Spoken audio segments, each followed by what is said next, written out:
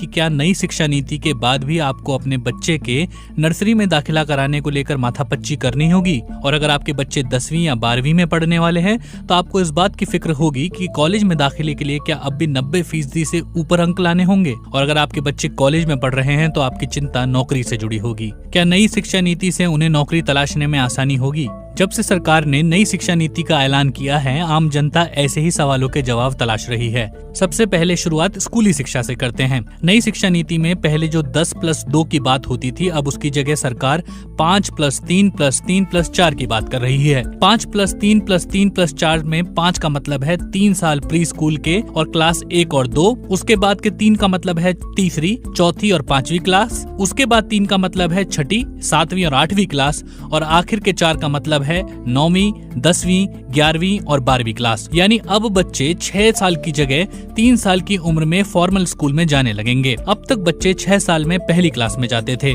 तो नई शिक्षा नीति लागू होने पर भी 6 साल में बच्चा पहली क्लास में ही होगा, लेकिन पहले के 3 साल भी अब फॉर्मल एजुकेशन वाले ही होंगे। प्ले स्कूल के शुरुआती साल भी अब स्कूली शिक्षा से जुड़ेंगे। इसके अलावा स्कूली शिक्षा में एक और महत्वपूर्ण बदलाव है भाषा के स्तर पर। नई शिक्षा नीति में 3 लैंग्वेज फॉर्मूले की बात की गई है, जिसमें कक्षा 5 तक मातृभाषा, लोकल भाषा में पढ़ाई की बात की गई है। साथ ही ये भी कहा गया है कि जहां संभव हो वहां कक्षा 8 तक इसी प्रक्रिया को अपनाया जाए। संस्कृत भाषा के साथ साथ तमिल, तेलुगु और कन्नड़ भाषा में पढ़ाई पर भी जोर दिया गया है। सेकेंडरी एजुकेशन में स्कूल चाहें तो विदेशी भाषा भी विकल्प के तौर पर दे सकते हैं। स्कूली शिक्षा में तीसरी बात बोर्ड परीक्षा में बदलाव से जुड़ी है। पिछले 10 सालों में बोर्ड एग्जाम में कई बदलाव किए गए। कभी 10वीं की परीक्षा को वैकल्पिक किया गया, कभी नंबर के बजाय ग्रेड्स की बात की गई। लेकिन अब परीक्षा के तरीके में बदलाव की बात नई शिक्षा नीति में की गई है।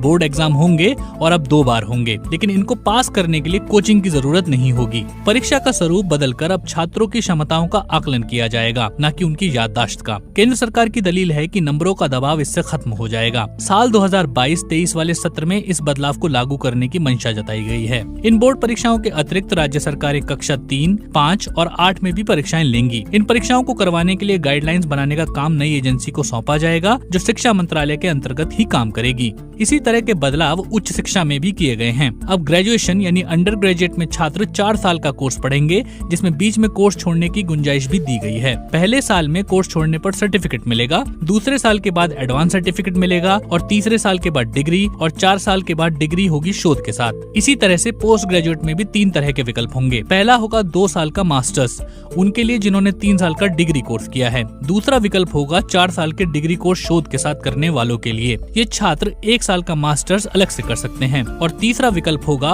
5 साल का इंटीग्रेटेड प्रोग्राम, जिसमें ग्रेजुएशन और पोस्ट ग्रेजुएशन दोनों साथ ही हो जाएं। अब पीएचडी के लिए अनिवार्यता होगी 4 साल की डिग्री शोध के साथ। एमफिल को नई शिक्षा नीति में बंद करने का प्रावधान है। उच्च शिक्षा में स्कॉलरशिप के लिए नई शिक्षा नीति में प्रस्ताव है। इसके लिए नेशनल स्कॉलरशिप पोर्टल के दायरे को और अधिक व्यापक बनाने की बात कही गई है। प्राइवेट संस्थाएं जो उच्च शिक्षा देंगी उनको 25% से लेकर 100% तक स्कॉलरशिप अपने 50% छात्रों को देना होगा। ऐसा प्रावधान भी इस नई शिक्षा नीति में किया गया है। उच्च शिक्षा संस्थानों को ग्रांट देने का काम हायर एजुकेशन ग्रांट्स कमीशन करेगा। इसके अलावा इन संस्थानों के अलग अलग विभागों के लिए नियम, कानून और गाइडलाइंस तैयार करने की जिम्मेदारी भी